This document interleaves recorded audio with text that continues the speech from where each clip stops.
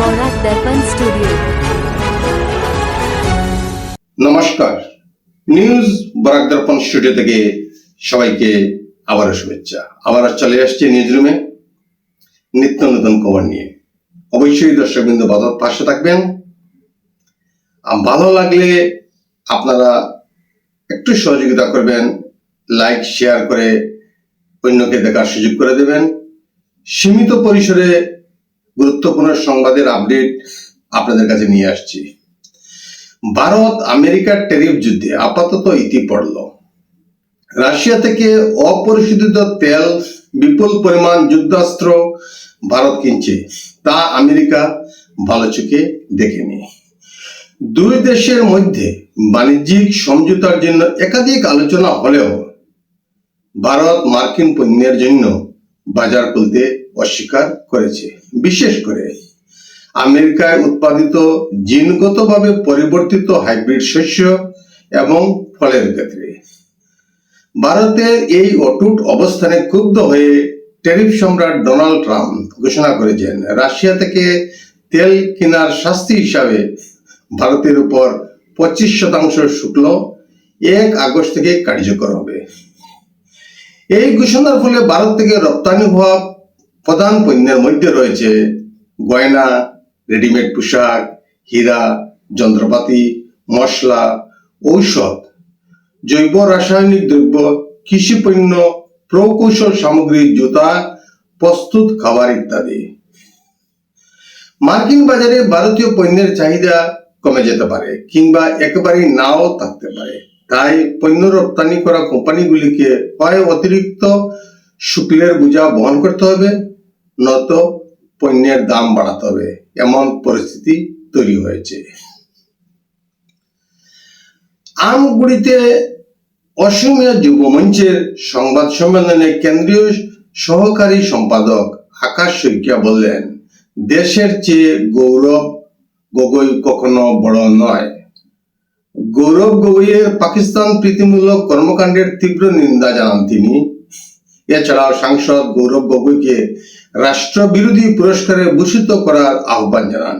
অবৈধভাবে জমি দখল করে বসবাসকারী পরিবারগুলিকে পুনর্বাসিত করা হবে, তা অত্যন্ত নিন্দনীয় বলে মন্তব্য করেন আকাশ শইকীয়া।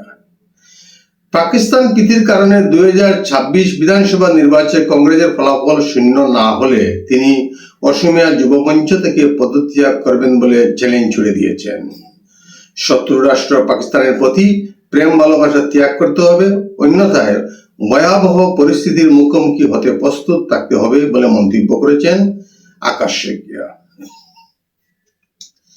ভারত রপ্তানির ক্ষেত্রে প্রতিদিন উল্লেখযোগ্য পদক্ষেপ গ্রহণ করে চলছে।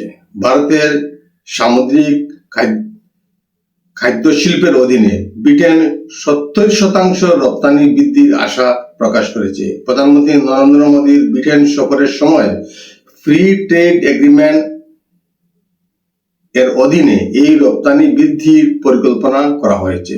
এর ফলে রত্ন, গয়না, বস্ত্রশিল্প, সামুদ্রিক পণ্য, চামড়া, জুতো, ক্রীড়া সামগ্রী এবং খেলার রপ্তানি বৃদ্ধির আশা করা হচ্ছে। বাণিজ্য মন্ত্রকের এক বিবৃতিতে অনুসারে যান্ত্রিক সরঞ্জাম, অটো পার্টস এবং জৈব রাসায়নিক পদার্থের মতো অন্যান্য গুরুত্বপূর্ণ রপ্তানি বৃদ্ধির সম্ভাবনা রয়েছে। এই চুক্তি 99% শুল্ক লাইনে শূন্য শুল্ক প্রবেশের সুবিধা প্রদান করেছে।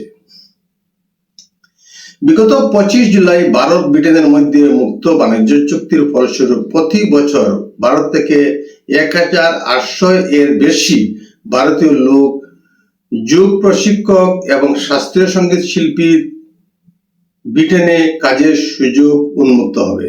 সরকারের এক বিবৃতিতে বলা হয়েছে, সেবা খাত, তথ্য প্রযুক্তি, অর্থনীতি, আইন, শিক্ষা এবং ডিজিটাল বাণিজ্যের ক্ষেত্রে বৃহৎ বাজারে প্রবেশের মাধ্যমে ভারত লাভবান হবে। ভারতীয় পেশাজীবীরা ব্রিটেনে 35টি সেবা খাতে 2 বছর পর্যন্ত কাজ করতে পারবেন। ভারতে অত্যন্ত দ্রুতগতিতে বৃদ্ধি পাচ্ছে স্মার্টফোনের বিক্রি। সম্প্রতি এক প্রকাশিত প্রতিবেদনে উল্লেখ করা হয়েছে, ভারতীয় স্মার্টফোনের বিক্রি 8% বৃদ্ধি পেয়েছে। স্মার্টফোনের মূল্য পূর্বের তুলনায় 18% বৃদ্ধি হওয়ার পর স্মার্টফোনের চাহিদা বেড়েছে ভারতের বাজারে। ভারতের ব্যবসায়ীরা গ্রহণ করেছে ডিজিটাল পেমেন্টকে। গত কয়েক বছরে দেশে এই পরিসংখ্যান 19% বৃদ্ধি পেয়ে 9,10,000 কোটি টাকা হয়েছে। বুধবার প্রকাশিত এক প্রতিবেদনে এই তথ্য উঠে এসেছে। চলতি সপ্তাহের শুরুতে সংসদে জানানো হয়েছিল যে ভারতে 2020 অর্থবছর থেকে 2025 অর্থবছরের মধ্যে 65,000 কোটি টাকার বেশি ডিজিটাল পেমেন্ট লেনদেন রেকর্ড করা হয়েছে। এর মোট মূল্য 12,000 লাখ কোটি টাকা অতিক্রম করেছে। জাতিসংঘ নিরাপত্তা পরিষদের একটি প্রতিবেদন ভারত কর্তৃক পাকিস্তান সমর্থিত সন্ত্রাসবাদের অভিযোগকে আরো জোরদার করেছে। প্রতিবেদনে বলা হয়েছে, টিআরএফ হামলায় দায়িত্ব 2 বার স্বীকার করেছিল এবং ঘটনাস্থলের ছবি প্রকাশ করেছিল, যদিও পরে তা দায়িত্ব অস্বীকার করে।